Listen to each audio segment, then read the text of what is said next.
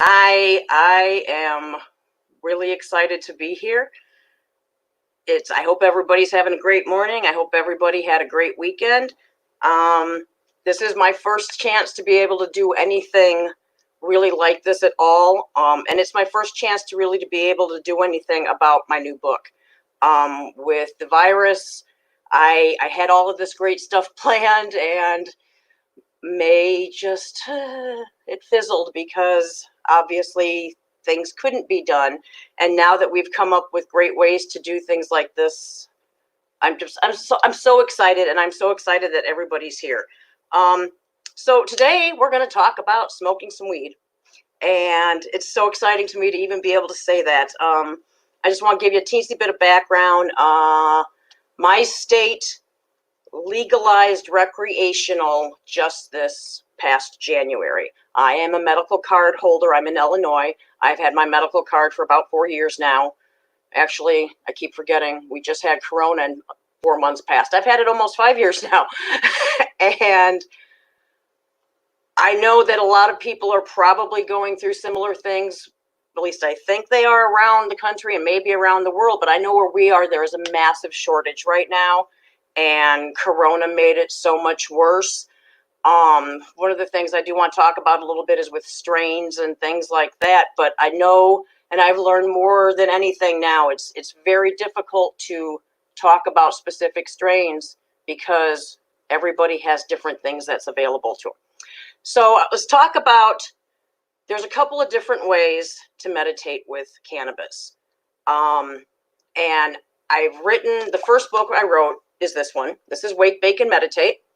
And in this book, I talk about a deep, very deep, personal, one-on-one with your deity, your universe type of meditation. And as I was writing that, I'm like, we need this too. Because this is my next book that will be out next year in April. This is more of the casual, day-to-day, I'm going to take a hit and chill and meditate meditations. So these are deep. These are just not, they can be deep, but it's more of a daily chill type of thing. So meditating with cannabis, I highly, highly recommend that the first time you ever do a meditation, you don't do it with cannabis. The first time you want to do a meditation, you do that meditation just how you normally are. And if you smoke a lot, that means don't smoke for a little bit so that you can do it without any active THC in your system. I ask people to do this, and I highly recommend it because once you do a meditation with THC, you are never going to know what it's like again without it, if that makes sense. So when you meditate with cannabis, it broadens your mind so much that if you do a meditation with cannabis first, and then you try to go back and do a meditation, the same meditation without it, you're going to be more disappointed. You're not going to have the same experience. So it's like, if you're going to see the movie and read the book, see the movie first, because the book is always better. It's the same concept. Your meditations with cannabis are going to be stronger, deeper, more intense, more connected, more personal, more everything when you do them with cannabis. Cannabis allows, and this is why it's deeper and more personal. Cannabis allows you to break down your own walls that you don't even realize are there. It's your subconscious. Your subconscious is very good at protecting you from yourself. That's one of its biggest jobs, is to just protect you from yourself and the things you do. Cannabis says, no. In order to heal, we have to take down those walls. So cannabis takes down those walls, and it picks you up, and it puts you right over here. so that you can look back directly at yourself. It is a mirror. It lets you see yourself very objectively, but also in a loving, kind way. Sometimes when we look at ourselves objectively, we're really harsh. And I mean, look in the mirror every morning. Oh my gosh, my hair, we are harsh when we look at ourselves, and being harsh doesn't necessarily allow healing. It hurts you. It can make you feel depressed. It can make you feel you're can't even think of the word right now. You're not happy with yourself. You are just disgruntled. It's not what you want. You don't want to see those changes. You don't want to see the bad. When you use cannabis, you can look back and say, oh man, I did that. What was I thinking? But then you can also think what you were thinking and say, that wasn't right. I was wrong. But you don't have to beat yourself up. And that is one of the biggest bonuses. I mean, it's cannabis is almost like giving yourself a warm hug in a way. It might sound crazy, but it really is. It lets you learn about yourself in a manner that keeps you happy and safe while you are still able to see those things and therefore make necessary changes in a positive manner. It doesn't do much good to just beat yourself up. It leaves you black and blue is what it does. You look, I have my little notes here, so I want to check and see what else I have. It suppresses the ego. That was the phrase I wanted to use. Grab my coffee here really quick. Cannabis helps suppress the ego. And our ego is kind of a nasty, terrible thing sometimes. So sometimes we do need to say, just get down there and let the rest of everything up here do its job. The other great part is cannabis is a tool. I know there are a lot of people that don't agree that we should be using cannabis. It's mind altering. It's you're not supposed to do that when you're doing magic or anything. It is not mind altering. It is mind opening. It allows you to access parts of your brain and your energy that some people can do it more easily on their own, and some people have a very difficult time being able to open their mind. I'm terrible at meditation without it. I cannot get my brain to shut down long enough to sit and do a 15-minute meditation. My brain likes to go nonstop all the time. If you can't tell by the way I'm moving, it helps me focus. And that's, obviously if I'm using an indica. Sativa is a little bit different, but for me, for meditation, I use indicas, and most people do. So not only is it a tool to help calm the mind and open the mind, I firmly believe that it is a tool for communication with our deities. We often hear about drawing down the moon. Some people have a very difficult time with trying to do that because the walls, I mean, it's as much as you want to do it, it's very difficult to let yourself completely go and to allow it to happen. Cannabis helps that happen. So you can commune very easily with your deities. You can commune very easily with the universe as a whole. Whatever it is that you believe in a higher power, cannabis helps get you there. It's like your telephone. You just call them right up and you're good to go. Just keep that out of there, other way. My first experience with what we call a peak experience, and a peak experience is when you get to that moment when you are able to commune and you know you are communing, and the world around you, you know it's there, but you kind of feel like you're at one with it. You don't feel the borders of things. And this is when you are in that perfect state, which is the peak experience, and you are able to go into a very deep meditation. You are able to connect with your deities. That is what we talk about more, I talk about more in the first book, The Wake, Bake, and Meditate.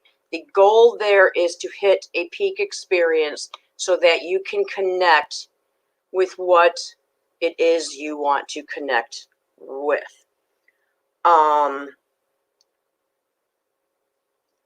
My first experience, I had no idea what was happening. I really didn't. I thought, woo, I had way too much. And I could feel myself fighting it. And oddly enough, I thought of the dentist, because when I go to the dentist, I have to be knocked out. I'm scared of the dentist. I can't do it. Got to be knocked out. They gas me first. They give me an IV. They knock me out. And the first time I had the gas at the dentist office, I freaked out. I thought I was dying. I thought I was suffocating. And I couldn't move. It was the worst feeling in my life. I was like paralyzed, and I thought, oh my God, I'm going to die in a dentist chair. And then I realized and told myself, this is the gas. This is what it's supposed to do. Shut your mind down and just go to sleep. Let it happen. I had been fighting the effects of the gas, and that caused a panic attack, basically. So I'm out in my hot tub getting high, because that's where I like to get high, which I don't have my hot tub right now, but I'm getting a new one soon. And different things started kind of happening around me, and I panicked. And then I thought about the dentist and the laughing gas and realized I just need to calm down and let happen what's going to happen. And it was probably one of the most incredible experiences of my life.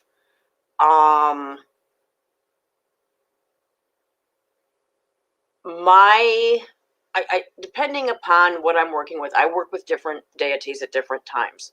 The one I had worked with over the past several years the most has been Ganesh. I am a cancer survivor, and he gets over obstacles. He gets through obstacles, and he was my bud throughout the whole time. And I'm out in the hot tub, and I'm hitting a peak experience, and the next thing I know, I have this musky scent surrounding me. I feel a very masculine energy around me, and I'm out on the deck in, the dark. It's like 10 o'clock at night, whatever. There's nobody else around, but the air changed. The scent changed. I could just feel this energy change, and I knew he was there with me. and I couldn't figure out why because it was high. And then realized, yes, this is the God I go to for breaking through obstacles. And here he came to help me break through the obstacles of what I was doing at the moment. And that obstacle was letting down my walls enough to hit a peak experience. So he walked me through it. And like I said, it was an accident. I wasn't trying. I didn't know what a peak experience even was at the time. Of course, immediately after that happened, the next day, I mean, I've got to read. I've got to find out what was this. And this is what it was. I hope everybody can experience it someday. I really do. It is eye-opening. It is mind-opening. It is heart-opening. It's soul-opening. Now I know we're gonna be doing questions, and since I have not done this before, I don't really know what kind of questions people have. I do have a couple of people that when they heard about the book, they did find me on Facebook right away, and they said, this is what I've been doing, and I've been talking to my friends about it, and they're all telling me I'm crazy. And that was great to hear. It was great to hear that there are other people who have tried this. There are other people who know that this works. There are other people who have had the same experiences. And when they tell people about them, people don't believe them. The only way to find it out for yourself, obviously, is to do it yourself. But I want to know what you guys want to know. So I want to go ahead and open to questions so we can get a little bit of a conversation going so I can find out what it is you want to know about this. And I want to know your experiences. Have you been doing this? Are you, do you want to try? Are you scared to try? I know a lot of people are scared to try, and that's in the book I talk about being with a partner, and that's another huge thing too. So let me know what you guys want to know, and we'll go from there. And I will grab a quick drink from my water bottle.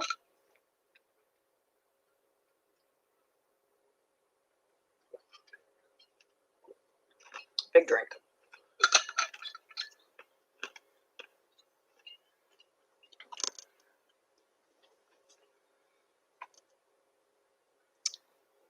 Okay.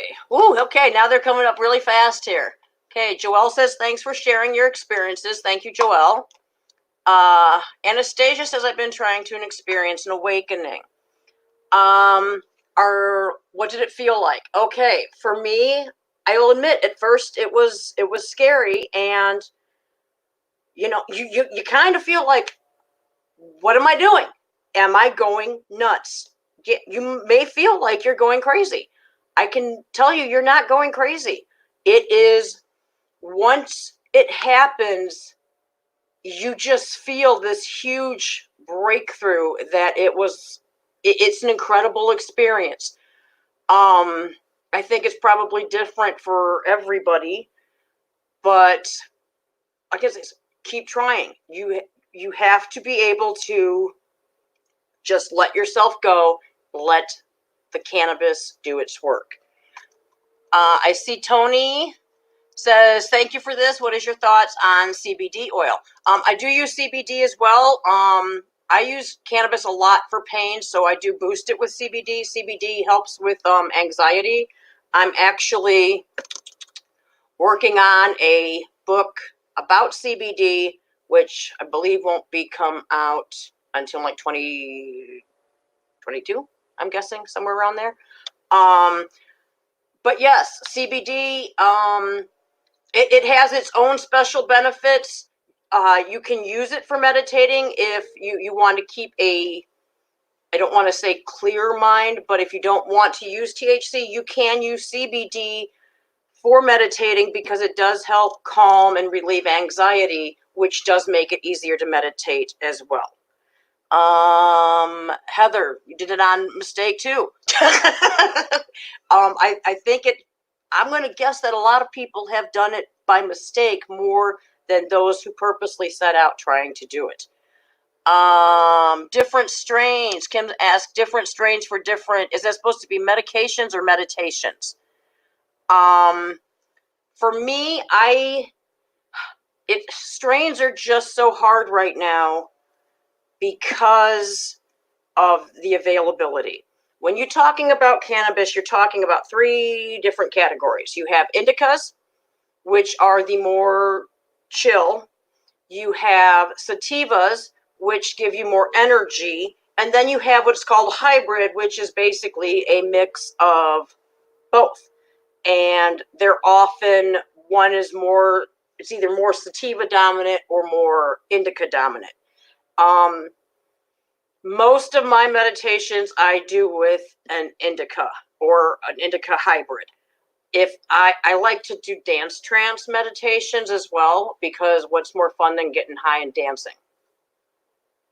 Seriously, there's not much more fun than getting high and dancing. So when I do that, I will generally use either a sativa dominant, or I will literally just sit there and go back and forth, because indica, sativa. So you can do both of them. Donna, have you tried it with oil? Can you tell me a little bit more? What do you mean by that? Do you mean like vaping, or I just need a little bit more clarification, if you could. Yes, Anastasia, would I say that cannabis helps with the process? So much so. I couldn't do it without it. Like I said, with it's really hard to describe how incredible it feels once you break through. And it's like when you learn that you were kind of a jerk about certain things, and you realize, oh man, I was a jerk about that. And I'm so happy I know that now. It's a very weird process in a way, but it relieves so much that you don't know has been weighing you down, and it has been. Christopher, I've only tried weed a couple of times, and every time I had a bad experience. Do you have any advice on why that might be? Yes. Some people have bad experiences. I've had bad experiences. You have to know what you're taking, for starters. I don't know how people used to get high. I mean, you really think about it. People never used to know what they were smoking. They had no idea what strain it was. They had no idea if it was indica. They had no idea if it was sativas. I've asked people who smoked for 40 years, well, what do you smoke? And they don't even know what indicas and sativas are, because 40 years ago, it wasn't the thing. Now we are very specific on strains and what they can do. When you say, Christopher, that you've had bad experiences, what types of bad experiences were they? Was it like a physical sickness? I have a friend, she cannot smoke weed. Edibles, she's good. But if she tries to smoke it, she gets nauseous and she will get sick. And she was actually a regular smoker, so it's not like it was the smoke. But again, she's good with edibles. Let me scroll down here and see. How do you know? Whoops, and that just popped up on me again. Hold on here just a second. How do you know what best strain is to use for meditation? Again, with strains, it's really difficult to pick a strain for some people because there are such shortages. If you look at, like, there's different resources that tell you a lot about strains. You look for the words couch lock, because if it says that it's for sleepy, it'll give you couch lock. those ones are really going to help get you into a better state where you're able to shut everything else down. Some people don't want things that say couch lock because, you know, they're doing it for something else. Meditating, if you look on like leafly.com and it says this has a, you know, 85% chance of couch lock, you want that. Would guided meditation work okay when up, or is it better to just go with the flow and see where you end up? Both. The meditations in here, some of them are more guided, and that is why I talk about working with a partner, especially if you are not used to using cannabis. Having somebody close by to just keep you feeling safe makes a world of difference. It makes a huge world of difference. You know you've got somebody there who's got your back. And not only do they have your back, but they can read meditations to you, which makes it easier and makes it a guided meditation. So you can do it either way, Rachel, guided or just let it go. An American shaman. Thank you. To me, it's time that we've done this.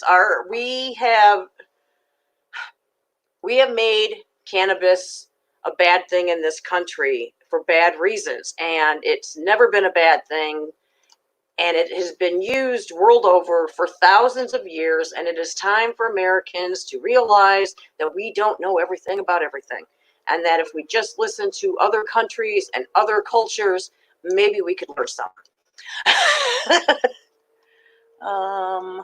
Thank you, Rachel.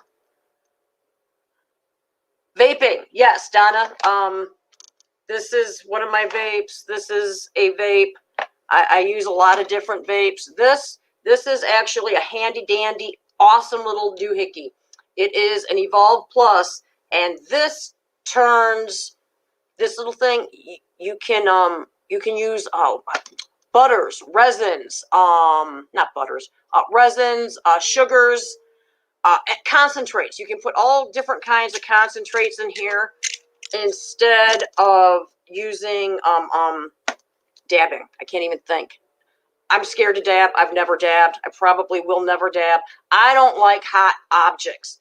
So with these little thingies, you can pop it right in there. That is some live resin in there. And you just twist that back on. And I'll tell you what, I prefer to have resins than oils because this is far more cost effective in the long run. I live in the most expensive state for cannabis, and it sucks. If I were to walk into a dispensary and buy an ounce, it would cost me over $700. You've been high since 1966 and guarantee the world is a more beautiful, connected place. You are right, Shawnee. These ones are all pens.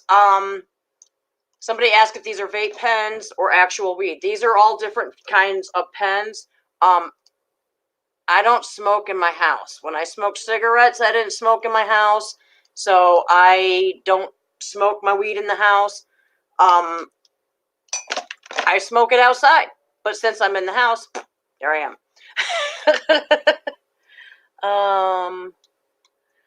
Anastasia says she's thinking about using an edible before meditation. Just remember, it takes them a longer time to kick in. What I like to do is if I want to do a really long meditation, I start with an edible because I know that's going to take longer to kick in. And then I will usually, I smoke things. I'll smoke my grass, and then I keep one of these handy. Somebody asked what this is. This is an Evolve Plus from Yocan. I don't know. It's just, you can kind of see it. So it's like you can keep yourself high for a longer time if you start with an edible and then just kind of keep boosting it as you go. Yes, Shawnee, eat some food to ground yourself if you have a bad trip. Other things you can do is you can sniff lemon or lemon oil or pepper and pepper oil. Those things will help bring you down if you need to. Yes, the purple pen is an Evolve Plus concentrate pen. These things are wonderful. I have 3 of them. All right, I think I got through those questions. Was there any other questions? Did I miss anybody?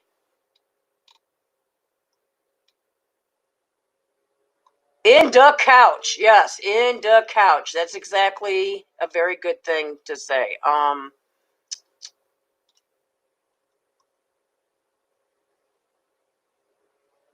Mickey says that CBD has been useful for dream magic. I bet it has. You know, I never even actually thought of that. That's something I'm going to have to look into. So thank you for bringing that up. Pine oil, yes. Butter, resin, and I didn't mean to say butter. Okay, you can use these for any type of a concentrate. A butter is when you can literally mix cannabis with butter, and then you can use it for cooking, which I do have recipes in the book. Because I'll tell you what, when you take some canna butter and you make baked brie with that, oh, it is awesome. But these, there's all different kinds of concentrates that you can get. There's moon rocks, there's shatters, there's the resins. I know there's more I cannot even think of. But yes, you just pop it in there. It's normally things that you would dab with, where you have to have this big rig thingy, and you have what's called like a nail, and it's glass, and you heat it up with the torch, and then you stick it on the stuff, and it's a lot of work. This, I stick it in there, and that's all you gotta do. Oh, my battery's dead. Well, you gotta charge it, but it charges. It's got the little, where is it? You charge it with your phone charger. It's the handiest little thing ever. These are disposable vapes, and these are annoying because the batteries will die on these before you finish all the oil that is in them. This is a reusable vape. It's a cartridge.